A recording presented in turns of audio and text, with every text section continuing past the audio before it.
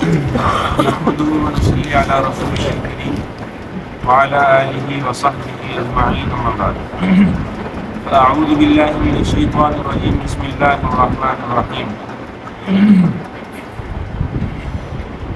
قل اللهم مالک الملک، اے پیغمبر آپ اپنی دعا میں اس طرح کہیں، اے اللہ جو کہ بادشاہی کا مالک ہے، تو تل ملک من تشاء، تو جس کو چاہے بادشاہت دے دیتا ہے، وتنزع الملک ممن تشاء، اور جس سے چاہے بادشاہی چھین لیتا ہے، وتعز من تشاء، جس کو چاہے عزتیں دیتا ہے، وتذل من تشاء، اور جس کو چاہتا ہے ذلیل کر دیتا ہے، بیدک الخیر، ساری خیریں تیرے ہاتھ میں، انک علی کل شیء قدیر، بے شک آپ ہر چیز پر قدرت رکھنے والے ہیں، تولج اللیل فی النہار، آپ داخل کرتے ہیں رات کو دن میں، وتولج النہار فی اللیل، اور داخل کرتے ہیں دن کو رات میں، وتخرج الحی من المیت، اور آپ ہی نکالتے ہیں زندہ کو مردہ سے، وتخرج المیت من الحی، اور آپ ہی نکالتے ہیں مردہ کو زندہ سے، وترزق من تشاء بغیر حساب، اور آپ رزق دیتے ہیں جس کو چاہتے ہیں بلا حساب و کتاب، لا يتخذ المؤمنون الکافرین اولیاء من دون المؤمنین، مومن کافروں کو دوست نہ بنائے، لا يتخذ المؤمنون الکافرین اولیاء، مومنین کافروں کو دوست نہ بنائے، مومن لوگوں کو چھوڑ کر، من دون المؤمنین، مومنین کو چھوڑ کر یہ کافروں کو دوست نہ بنائے، ومن یفعل ذلک، اور جو ایسا کرے گا، فلیس من اللہ فی شیء، بس نہیں ہے وہ اللہ تعالیٰ کے سامنے کسی بھی چیز پر، الا ان تتقوا منہم تقا، مگر یہ کہ تم ان کافروں سے بچاؤ اختیار کرو، وَيُحَذِّرُكُمُ اللَّهُ نَفْسَهُ، اور ڈراتا ہے اللہ تعالیٰ تم کو اپنے آپ سے، وَإِلَى اللَّهِ الْمَصِيرُ، اور اللہ ہی کی طرف لوٹ کر جانا ہے، قل، اے پیغمبر آپ ان کو بتا دیجئے، ان تخفوا ما فی صدورکم، اگر تم چھپاؤ اس چیز کو جو تمہارے سینوں میں ہے، او تبدوہ، یا تم اس کو ظاہر کرو، یعلمہ اللہ، ہر دونوں حالتوں میں اللہ اس کو جاننے والا ہے، یعنی چاہے تم چھپاؤ یا ظاہر کرو اللہ کے علم میں، وَيَعْلَمُ مَا فِي السَّمَاوَاتِ وَمَا فِي الْأَرْضِ، اور وہ جانتا ہے جو کچھ آسمانوں میں ہے اور جو کچھ زمین میں، وَاللَّهُ عَلَى كُلِّ شَيْءٍ قَدِيرٌ، اور اللہ تعالیٰ ہر چیز پر قدرت رکھنے والے،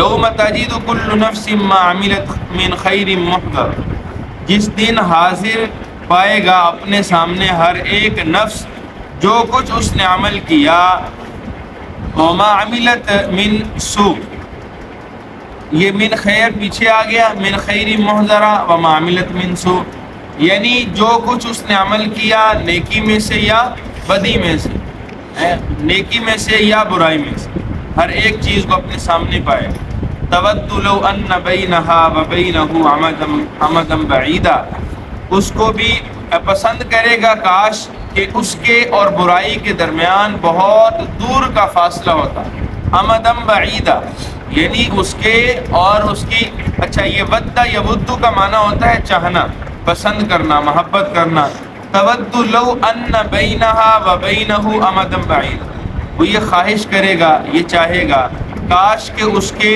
اور برائی کے درمیان بہت فاصلہ ہوتا، یعنی برائی اس کے قریب ہوتی ہی نہیں، وَيُحَذِّرُكُمُ اللَّهُ نَفْسَهُ، اللہ تعالیٰ تم کو ڈراتے ہیں اپنے آپ سے، وَاللَّهُ رَؤُوفٌ بِالْعِبَادِ، اور اللہ تعالیٰ اپنے بندوں کے ساتھ شفقت کرنے والے، رؤوف بڑے نرم ہیں، شفقت کرنے والے۔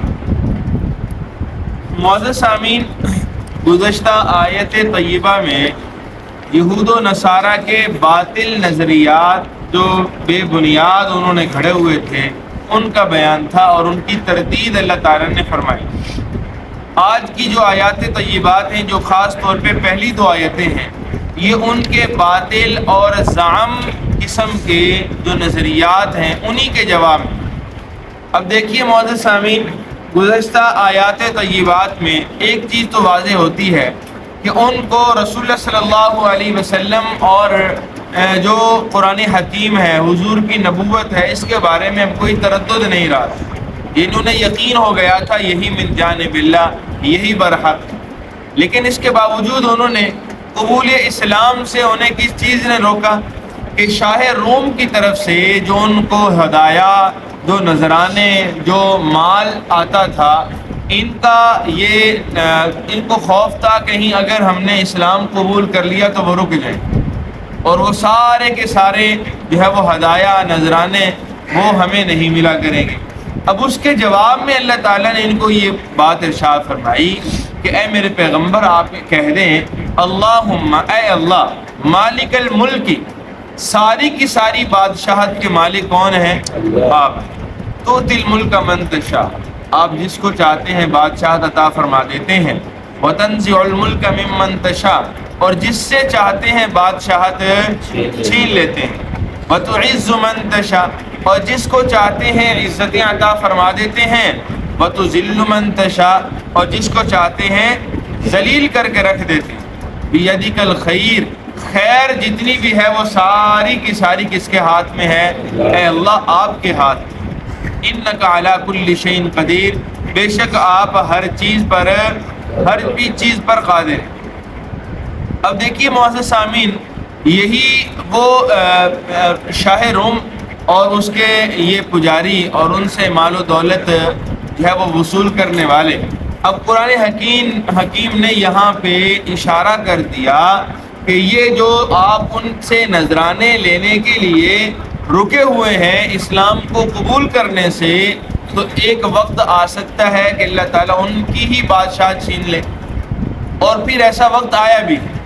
اب روم جو ہے وہ فتح ہوا حضرت سیدنا امیر معاویہ رضی اللہ عنہ کے دور میں، ٹھیک ہے جی۔ اب صرف جو ہے وہ 40 سال دو ہی بڑی طاقتیں تھیں، ایک کسرا اور دوسرا روم، ایک ایران کی بادشاہت، ایران کی طاقت، اور دوسری جو ہے وہ روم کی طاقت۔ یہ دو بڑی طاقتیں تھیں رسول اللہ صلی اللہ علیہ وسلم کے دور میں۔ ایک طاقت پاش ہو گئی سیدنا عمر ابن خطاب رضی اللہ عنہ کے دور میں، اور سیدنا عمر ابن خطاب کا دور وہ رسول اللہ صلی اللہ علیہ وسلم کے جانے سے صرف 2.25 سال بعد شروع ہو گیا تھا، اور حضرت عمر رضی اللہ عنہ کے دور میں حضرت عمر 10 سال خلیفہ رہے۔ ان میں جو ہے وہ شاہ ایران جو ہے وہ بالکل نیست و نابود کر دیا تھا، کسرا انہوں نے فتح کر لیا تھا۔ رہی بات قیصر کی اور روم کی، تو حضرت امیر معاویہ کے دور میں جو ہے وہ فتح ہو گیا۔ اب دیکھیں حضرت سیدنا امیر معاویہ کا دور وہ رسول اللہ صلی اللہ علیہ وسلم کے بعد 30 سال کے بعد شروع ہو گیا۔ آپ صلی اللہ علیہ وسلم کے وصال کے 30 سال کے بعد حضرت امیر معاویہ کا دور شروع ہوتا ہے۔ آپ اس کو یوں سمجھ لیجئے، اس کی تقسیم میں آپ کے سامنے عرض کر دیتا ہوں کہ رسول اللہ صلی اللہ علیہ وسلم کا انتقال ہوتا ہے 10 ہجری میں۔ کب ہوتا ہے؟ 10 ہجری میں، یعنی ہجرت کے 10 سال بعد حضور کا وصال ہو جاتا ہے۔ اب اس کے بعد سیدنا ابو بکر رضی اللہ عنہ یہ خلیفہ بن 2.25 سال تقریباً یہ خلیفہ رہے، اور حضرت ابو بکر کی اس کے بعد وفات ہو جاتی ہے۔ اب ان 2.25 سال کے بعد حضرت عمر رضی اللہ عنہ خلیفہ بن جاتے ہیں۔ حضرت عمر کا جو زمانہ خلافت ہے وہ 10 سال 10 مہینے ہے۔ اب کتنے کل مدت کتنی ہو گئی؟ ہاں جی 13 سال ہو گئے نا۔ 2.25 سال حضرت ابو بکر کے تھے، 10 سال 10 مہینے حضرت عمر کے تھے، تو یہ 13 سال ہو۔ اس کے بعد حضرت عثمان غنی رضی اللہ عنہ کا دور آتا ہے، تو حضرت عثمان غنی رضی اللہ عنہ کا دور تقریباً 12 سال کا ہے۔ اب 12 سال حضرت عثمان غنی رضی اللہ عنہ رہے ہیں، 12 سال اور آگے کچھ مہینے بھی ہیں، 5 ماہ تقریباً آتے ہیں، تو اب یہ کتنا کل مدت کتنی ہو گئی؟ تقریباً ہاں جی 25 سال، 25.5 سال۔ اب ان کے بعد حضرت علی رضی اللہ عنہ کا دور آتا ہے۔ حضرت علی رضی اللہ عنہ تقریباً جو ہے وہ 4 سال خلیفہ رہتے ہیں۔ کتنا ہو گیا جی؟ 29.5 سال۔ 6 مہینے حضرت علی کے بعد حسن خلیفہ رہتے ہیں۔ کتنا ہو گیا جی؟ 30 سال ہو۔ 30 سال کے بعد حضرت امیر معاویہ کا دور آتا ہے، اور اسی دور میں روم جو ہے وہ فتح ہو جاتا ہے۔ بات سمجھے نا جی؟ اب دیکھیے کہ دو بڑی طاقتیں 30 سالوں کے اندر دونوں نابود ہو جاتی ہیں۔ دونوں تہ و بالا ہو جاتی ہیں۔ اللہ تعالیٰ نے اس آیت مبارکہ میں اسی کی طرف اشارہ کیا ہے کہ یہ بادشاہت عطا کرنے والی اور اس کو چھیننے والی ذات، عزتیں دینے والی، ذلت دینے والی، بیدک الخیر، ہر خیر کس کے ہاتھ میں ہے؟ اللہ کے ہاتھ میں، ٹھیک ہے نا جی۔ تو بہرحال یہ جس بادشاہت کی وجہ سے، جس طاقت کی وجہ سے یہ اسلام قبول کرنے سے رکے رہے، وہ ساری کی ساری طاقتیں پاش پاش ہو گئیں، جو ہے وہ زمانہ اسلام اور اسلام کی فتوحات کے سامنے وہ ٹھہر نہیں سکے۔ آگے فرمایا تولج اللیل فی النہار، وہ ذات وہی ہے جو رات کو دن میں داخل کرنے والی ہے، وتولج النہار فی اللیل، اور وہ ذات وہی ہے جو دن کو رات میں داخل کرنے والی ہے، وتخرج الحی من المیت، اور وہ ذات وہی ہے جو زندہ کو مردہ سے نکالنے والی ہے، وہ ذات وہی ہے تخرج المیت من الحی، جو مردہ کو زندہ سے نکالنے والی۔ یہ اب دیکھیں زندہ سے مردہ کو کیسے نکالا جاتا ہے کہ ایک مرغی ہے تو انڈا اس سے مردہ نکل رہا، اور پھر اس انڈے سے مردہ سے آگے زندہ نکل رہی ہے۔ اسی طرح معزز سامعین اس کی دوسری ایک روحانی تعبیر بھی مفسرین نے ارشاد فرمائی ہے۔ بہت سے ایسے کافر ہیں ان سے آگے مومن پیدا ہو جاتے ہیں، اولادوں کو اللہ تعالیٰ توفیق ایمان عطا فرما دیتے ہیں، اور بہت سے ایسے مومنین ہیں کہ ان سے آگے ان کی نسلوں میں کفار پیدا ہو جاتے ہیں۔ بہت سے ایسے نافرمان کہ اولادیں فرما بردار ہیں، بہت سے ایسے فرما بردار کہ اولادیں آگے نافرمان۔ تو اس سے بھی ایک معزز سامعین یہ اشارہ ملتا ہے۔ تولج اللیل فی النہار، وہ ذات وہی ہے جو رات کو دن کے اندر پیدا کرنے والی، وتولج النہار فی اللیل، اور دن کو رات سے نکالنے والی، وتخرج الحی من المیت، اور زندہ کو مردہ سے نکالنے والی، وتخرج المیت من الحی، اور مردہ کو زندہ سے نکالنے والی، وترزق من تشاء بغیر حساب، اور وہ ذات جس کو چاہتے ہی ہے بلا حساب و کتاب رزق عطا فرما دیتی ہے۔ تو رزق رساں کون ہے؟ رازق ذات کون سی ہے؟ اللہ کی ذات۔ انسان تو صرف تدبیر اختیار کر سکتا ہے، انسان تو صرف محنت کر سکتا ہے، بہرحال رزق کس نے دینا ہے؟ اللہ کی ذات نے دینا ہے، ٹھیک ہے جی۔ وَفِي السَّمَاءِ رِزْقُكُمْ وَمَا تُوعَدُونَ، اللہ تعالیٰ فرماتے ہیں کہ جس رزق کا تم سے وعدہ کیا گیا ہے وہ رزق اللہ نے آسمانوں میں رکھا ہوا ہے۔ ہم کہاں تلاش کرتے ہیں؟ ہم ہاتھ پاؤں کہاں پہ مارتے ہیں؟ ہم زمین پہ مارتے ہیں۔ رزق کہاں پہ ہے؟ رزق آسمانوں میں۔ تو معلوم ہوا جب آسمان والے سے تعلقات انسان استوار کر لیتا ہے تو اللہ تعالیٰ پہ رزق کے وہاں پہ فیصلے فرما دے۔ لا يتخذ المؤمنون الکافرین اولیاء من دون المؤمنین، یہاں پہ معزز سامعین آگے دوسرا حکم دے دیا ہے کہ اے ایمان والو تم مومنین کو چھوڑ کر کفار سے دوستیاں نہ لگاؤ۔ دوسری جگہ پہ کیا فرمایا کہ یہ جو کفار ہیں یہ تمہارے کبھی بھی خیر خواہ نہیں ہو سکتے، ان کے دل کے اندر کہیں نہ کہیں تمہارے لیے جو ہے وہ جذبہ خیر سگالی مکمل طور پہ نہیں ہو سکتا، کہیں نہ کہیں شرارت موجود رہتی ہے۔ فرمایا وَمَن يَفْعَلْ ذَلِكَ، اور جو ایسا کرے گا یعنی مومنین کو چھوڑ کر کفار سے دوستیاں لگائے گا، فَلَيْسَ مِنَ اللَّهِ فِي شَيْءٍ إِلَّا أَن تَتَّقُوا مِنْهُمْ تُقَاتٍ، تو اللہ کے ہاں اس کے لیے کچھ بھی نہیں، اللہ کے ہاں وہ اپنے لیے کچھ بھی نہیں پائے گا۔ ہاں اگر وہ اپنے آپ کو بچانا چاہتا ہے یعنی کسی حکمت کی وجہ سے وہ کفار سے کوئی جو ہے وہ دوستی لگاتا ہے تو پھر یہ اس کو معافی ہو۔ اب کفار کی طرف سے شرارت کا بھی اندیشہ رہتا ہے، خاص طور پہ جو دار الحرب ہے، لیکن دار الکفر ہے، یعنی جہاں پہ کفار کی حکومت ہے، اگر وہاں پہ ہر ایک کافر سے روگردانی کی جائے اور اس سے جو ہے وہ بات تک نہ کی جائے تو ظاہر سی بات ہے کہ ان سے نقصان کا اندیشہ ہے۔ تو ان سے نقصان سے بچنے کے لیے اگر ظاہری تعلق ان سے ہے، قلبی تعلق بہرحال پھر بھی استوار نہیں کیا جا سکتا، قلبی تعلق ان سے ہونا چاہیے، مومنین سے ہونا چاہیے، مسلمانوں سے ہونا چاہیے۔ اور آج ہم دیکھیں کہ ہم اگر مسلمانوں سے جو ہمارا تعلق ہے اس کی کیفیت کیا ہے، کہ اگر واقعی ہمارے دل میں ان کی محبت ہے، ایسا تو نہیں کہ دل میں نفرت ہے اور ظاہر سے جو ہے وہ ہم ایک دوسرے کے ساتھ بولتے بھی ہیں، اکٹھے بھی رہتے ہیں، کھانا بھی کھاتے ہیں، چلتے پھرتے بھی ہیں، ٹھیک ہے نا جی۔ یہ حالت بہت خطرناک حالت ہے۔